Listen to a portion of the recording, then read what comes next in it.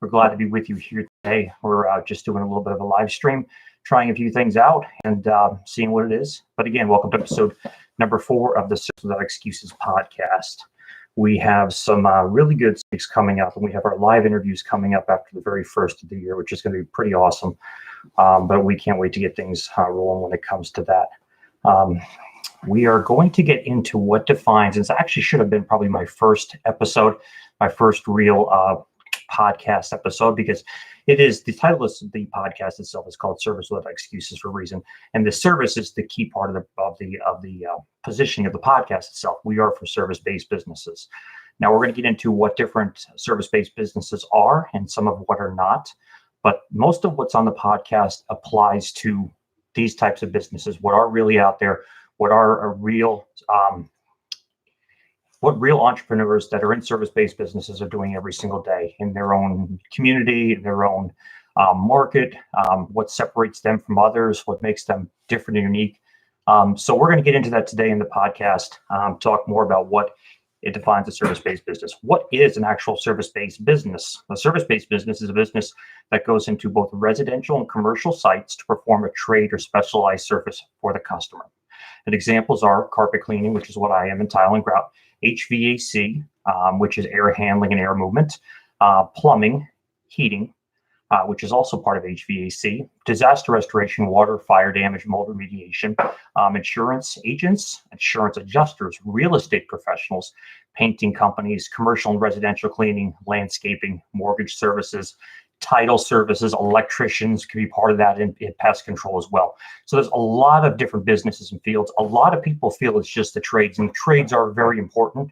Part of what we do is trade related, but it's not everything. It doesn't always have to be a trade. It has to be somebody that's doing, again, what we originally described in the end. We're going into a home or business and performing a specialized trade or service for the consumer. And that's my definition of what a service-based business is. There's probably, you could get 10 different analogies to what they think it is. But in the end of the day, you are providing a service for the most part between one person to another, between one company to another. And your level of how you present that is the difference.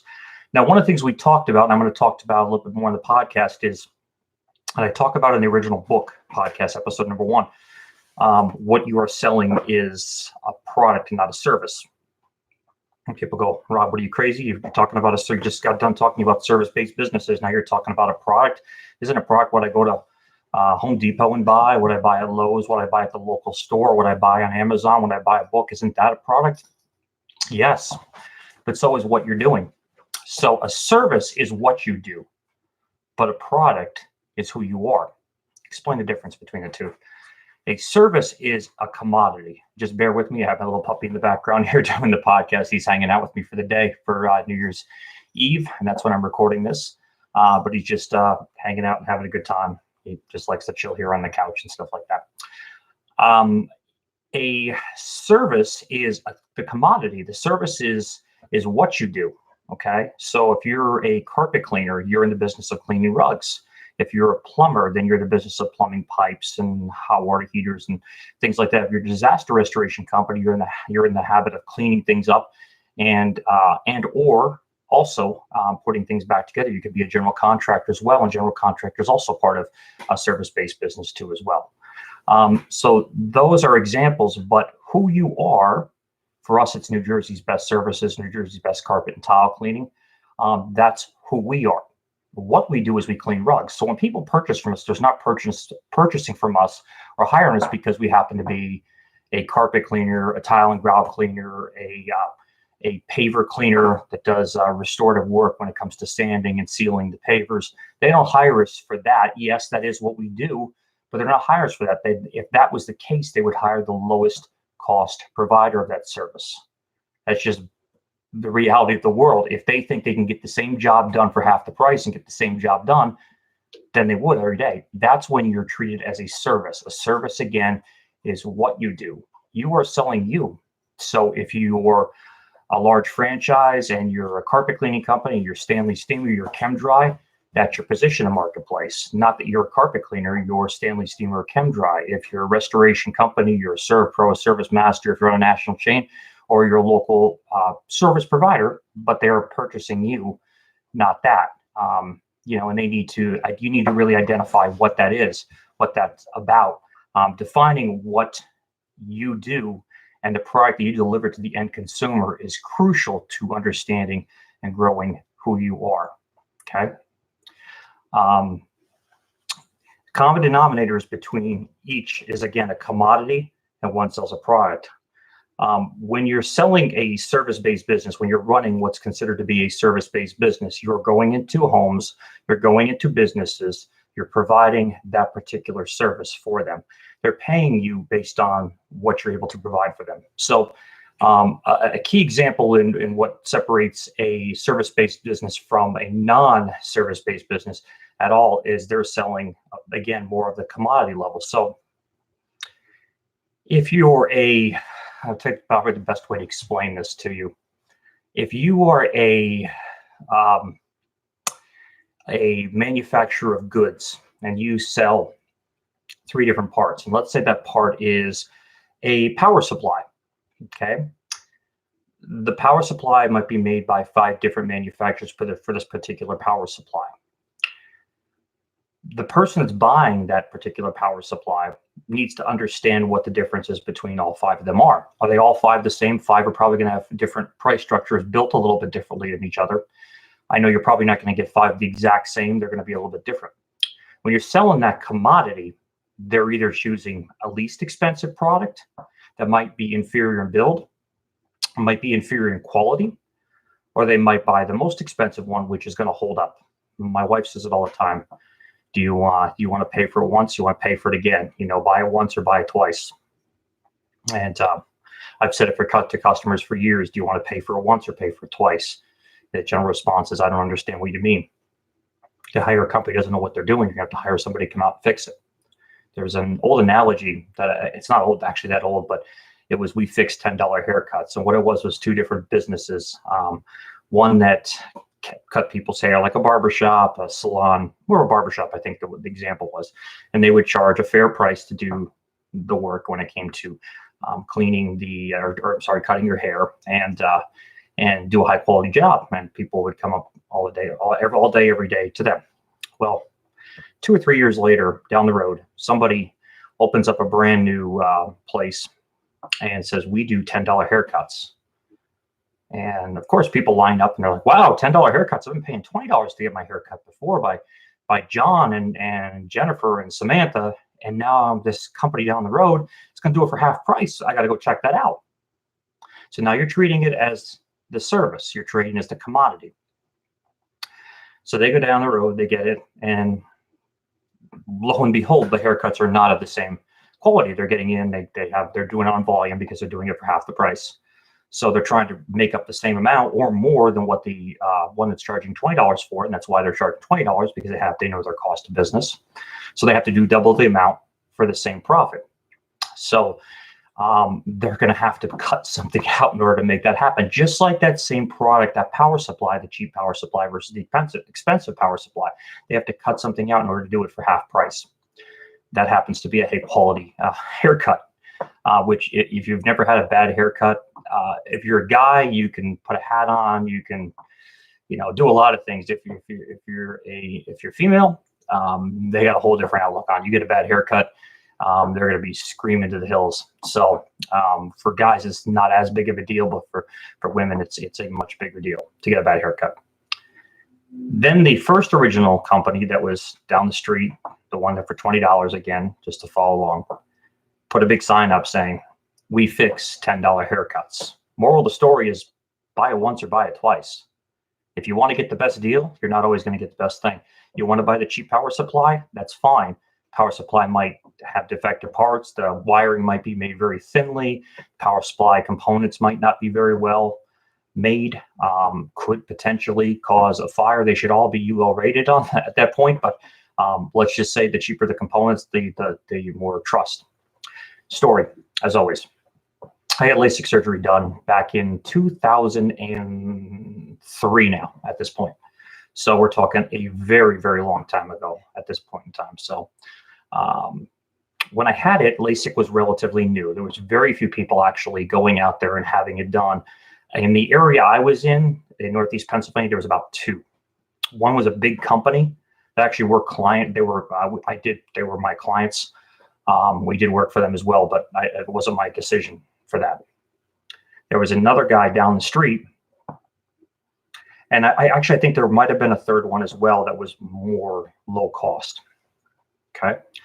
Now, the one I went to is a large conglomerate. I met the doctor. I liked him. Yes, I like to do business with people who do business with me. So, of course, I gave them the first shot at it. And they looked at it, did a physical exam and said, you've been wearing glasses your whole life. You have this problem, this little issue. You had an ulcer in one of your eyes from a bacteria that got in it many, many years ago when you were a kid.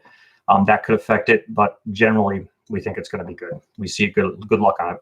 Think you qualify for it. Great. Another guy, I think his name was Dr. Bucci at the time. He might still even be there. An eye care specialist, I'm sure, is still there because it's a big company. Kind of did the same thing. I went to their presentation. I had a friend of mine that had it, actually a relative of mine that had it done. So it says, come out, check it out. They did the same thing and went through their presentation. And it was a good presentation and gave you real insight into it. Didn't even get to the third one because the third one to me was just, it was slice and diced, like as bad as it's going to sound. They were so inexpensive, so low cost that it didn't seem to make any sense to me to even give them the matter of time. And I'm going to get to the reason why I felt that way in a second. Price number one was $3,500. Ouch. Not covered by insurance. Double ouch. So it was expensive. And I had a very good job at the time. It's a lot of money to pay lay in a pocket. No, there's nothing you can do. You can't turn your insurance, you can't write off on your taxes. There's nothing.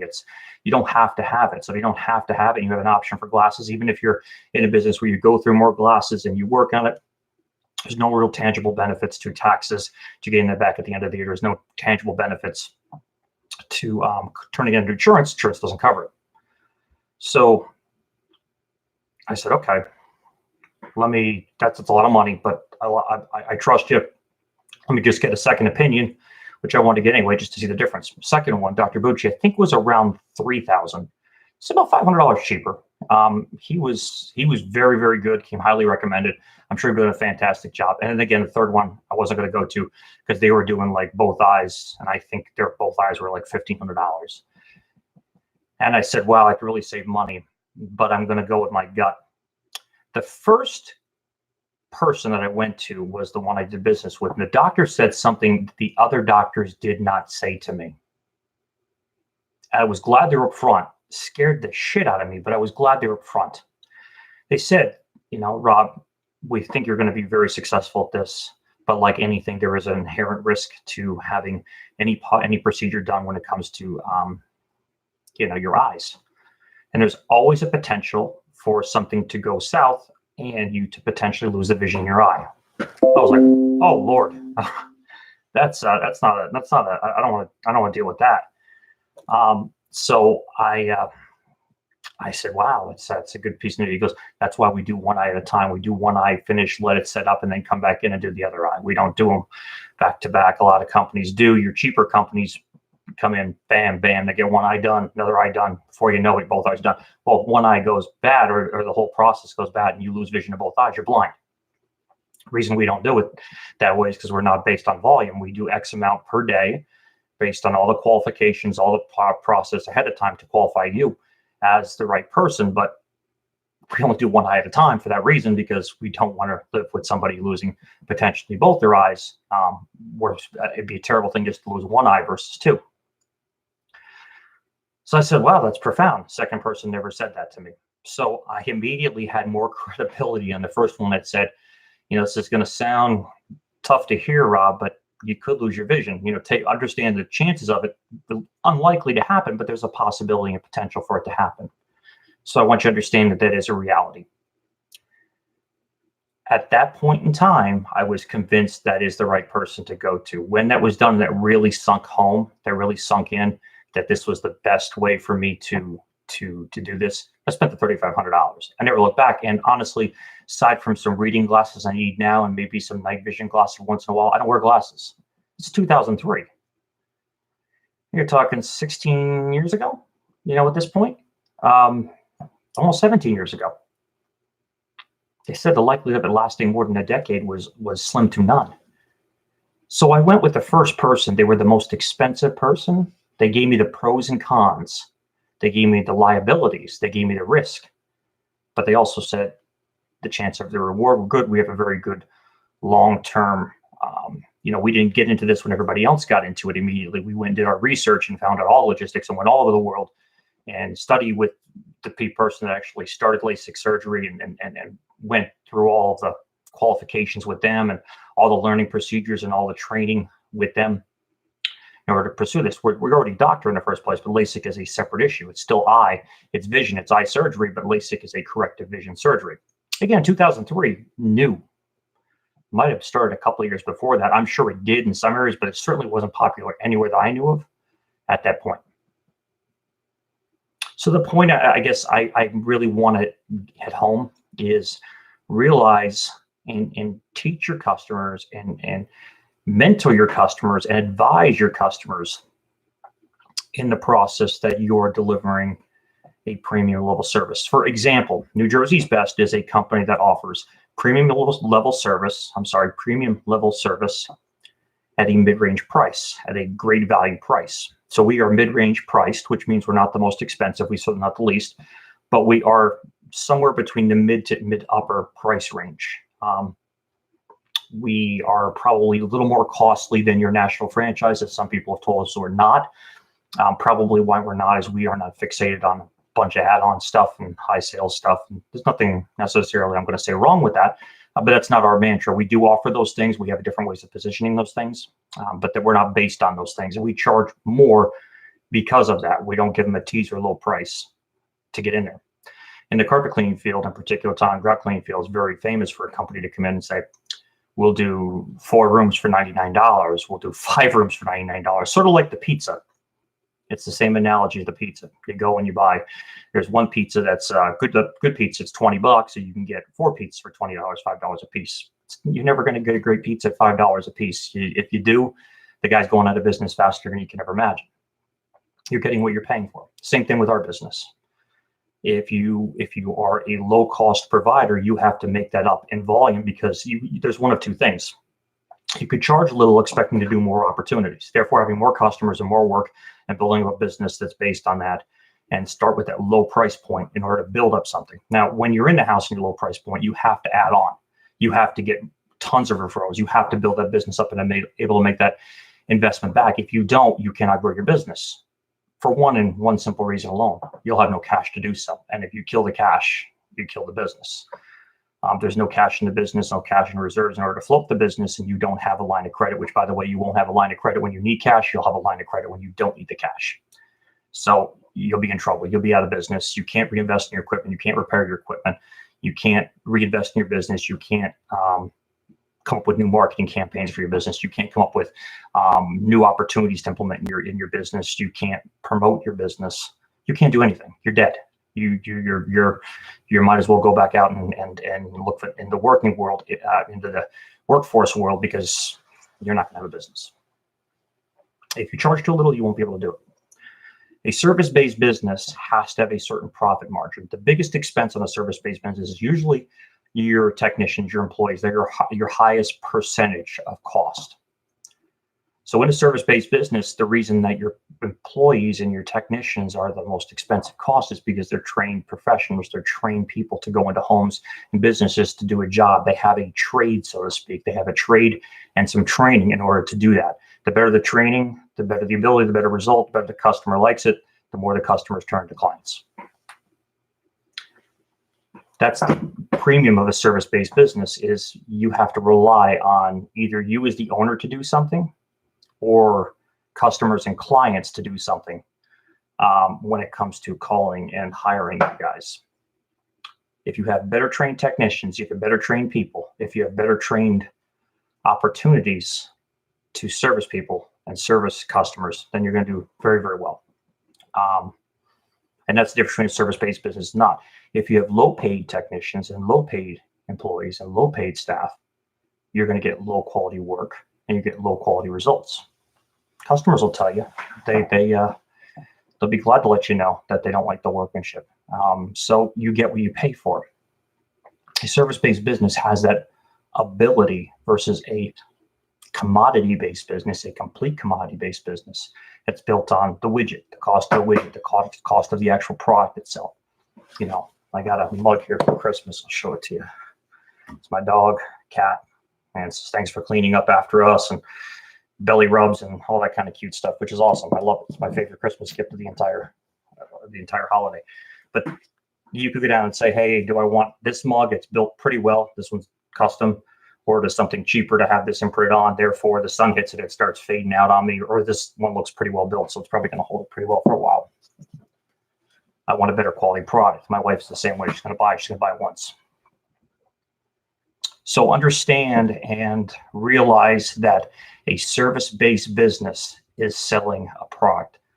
The level of ability that you take to grow that product, to build the business, to build the service-based business, gives you the leverage to thrive, for lack of better words. If you're in the carpet cleaning business, one particular company doesn't fit all. HVAC, yes, you're selling certain products, but when it comes to installation, you either install it right or install it wrong. I have a friend that has an HVAC business. He makes a policy with the customers and clients' permission to show, and he will never say who the other company is, but he'll show poor workmanship and said, can you believe this is what they had before and they paid for it? And usually that cost was an issue when the company that came in did a lousy job. So he points out, in fact, I know a few of them that do it, they point out poor workmanship and then the difference between the job they do and the not. And even a person that wouldn't know anything about a well-done job could tell the other one was just patched together versus this. And when you're talking about HVAC, you're talking about, you know, gas and things that are, these things can be very, very dangerous. Plumbing, the same thing. If it's plumbed incorrectly or they didn't solder everything together right. And today I know solder is a little bit of a less of an issue. They didn't put everything together correct with the right material, then that's going to be a problem. I had a friend of mine that was a plumbing contractor. He's the one that really taught me a lot about how to plumb in a house. So when I was in the business of disaster restoration and I was marketing to people like plumbing contractors and general contractors, I knew how to talk the talk. I understood what they were doing. I understand what sweating the pipe meant. I understood what they were putting in elbows and T's and stack and all the different things that go along with what they were doing. But he taught me, the biggest thing I think he taught me was the quality of the material. If you put it in PVC, it's going to last X amount of time. Sure, it's going to be less expensive. I hate the word cheaper, but certainly it's going to be cheaper, less expensive. But it's going to last a lot less. And when you're ripping apart your floors, which a lot of homes in New York City in particular at the time, had a lot of their plumbing in the floors, you're digging out a floor. Very, very expensive to do excavation work inside a home. Messy and expensive. But let's just say they're up on top. Do you want to replace it when it has a leak or a break and causes other damage? Therefore, you might have to, involve your insurance company on a cleanup, or you have to clean up yourself. You don't have the coverage, or your deductible's too high. Do you want to pay for it once or pay for it twice? When a service provider is doing right by you, when you own a company that's offering, you're going to offer the premium product itself. The premium product is not just you, your company, but it's also the workmanship you put into it. So if the option is, would you like iron or cast iron or steel? Would you like PEX for domestic water? Or would you like PVC? PVC is certainly going to be the cheapest option. Probably the easiest thing to put in because you're just cutting everything else out and putting a brand new one for the most part. It's definitely going to be cheaper in the end, no matter what. But you're going to be replacing it much, much faster. You're replacing it much, much quicker. Being a service provider, you are giving your customers and clients the opportunity to purchase the right product, therefore making you look a lot better. Yes, your company is the product. The service is what you offer. Part of that product is the expertise, is the knowledge, is the ability to give them the right answer for the right situation every time. And always without excuses. You're giving them the right answer. If you tell them PVC will give you a couple of years and you're going to look at, it's a hard water environment, it's a wastewater line, whatever that happens to be, it's only going to last so long and you're going to have to replace it. You're giving them the opportunity. If they say to you, listen, we just want the cheapest cost possible, we want the best product for the lowest price, then you know what you're dealing with. You can give it to them. And you can always have sign-off waivers, and you can say, we don't recommend this, but our customer chose this. We gave them a couple options. They chose this. It was against our recommendations, but we honor and respect their opinion. Simple. Don't even have to make it hostile. You can just say, this is what they chose. This is what they want. And that's what they get. And a couple of years later, you're going to go back to plumb it out. And probably at that time, they're going to be more than ready to not put that PVC in versus the cast iron or steel or whatever that happens to be. You have the ability to make that impact difference on your customers' lives as a service-based business provider. If you're a realtor, you are selling a commodity. You're selling a percentage rate that they are contributing. Now, if you're a realtor, every realtor I know is individually different. Okay. You have realtors that it's a part-time thing. They're nice people, but they do it on the side. And I have realtors that are full-time people. And there is a massive, massive difference between both. There is no real middle ground. There are massive difference between both. Full-time realtor is completely positioned on branding themselves. It's just positioning themselves. Branding's a loaded word. Branding's for a different day. But they are in a full-time positioning mode as an authority, as you're hiring me, as you're hiring one of the guests I want to have on this podcast is a realtor, actually a couple different realtors, real producers. And you see the difference between the way they look at it, the way they look at their customers and clients. They definitely don't look at them like their customers. And they are the only thing to them. The successful ones, the full-time people, they treat them like the only thing in the world. What are they buying? Well, let's say that realtor works for Century 21, Weichert here in Keller Williams. Well, Keller Williams, Weichert, and Century 21, for lack of better words, that's a commodity. That's a real estate. Yes, they all have reputations. They all have a track record of success. They all have a long-term range of the ability to sell and buy houses, help people buy houses. But they're really buying it from one person that's within Weichert, one person within Century 21, one person within Keller Williams. So they're buying the product being a realtor. The service is the selling of the home or buying of a home within the realms of that particular agency, but they're really buying the person. They chose that person to list the house. You don't think that's necessarily the real thing? Take a look at the shows they've had out in California with the $1 million listings. I just listened to a podcast with Josh Altman, which is one of the guys from that thing. And of course, he's really, really diversified himself and blown out. People buy from Josh. Josh is under another umbrella. Josh is under another. I think Josh now has his own agency, his own things, but he was under another brand for a long time, for many, many, many years. He was under a very, very long brand. And people bought that brand. They might have went there, but eventually, once Josh got established as being one of Los Angeles' and Orange County's top producers when it came to real estate, people bought from Josh Altman. There was two other guys in the group, but I could not tell you, and I still can't tell you the name of the company he worked under. I watched that show. I used to watch it religiously, but I know Josh's name. I just don't remember the company's name. So Josh is the provider of the service. He is the product that he's selling, Josh. He's selling it under an umbrella of another company, or was at least, but they're buying it from that person. So if you're a real estate professional, you are the product. You are never selling a service. I'm selling the service of selling a home. No, you're not. That's a commodity. If that was the case, everybody would go with the person that says, I'll list your house for 3% top, not 6%, not 5%, 3%. Save killing. If that was the case and everything was commoditized, they would buy it on the lowest price. Always, every time, without exception.